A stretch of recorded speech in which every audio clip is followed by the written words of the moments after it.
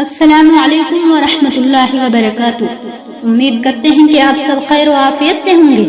اللہ تعالیٰ آپ سب کو اپنے حفظ و امان میں رکھے۔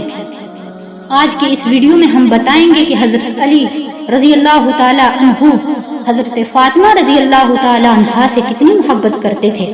محبت یہ ہوتی ہے کہ ایک بار حضرت فاطمہ رضی اللہ تعالیٰ عنہا قرآن کی تلاوت کر رہی تھی، تھوڑا اور حضرت علی بیٹھے تھے، یعنی تھوڑا سا دور بیٹھے تھے۔ وہ ایک آیت آئی قرآن کریم کے اندر، حضرت فاطمہ رضی اللہ تعالی عنہا نے آہستہ آواز میں پڑھی۔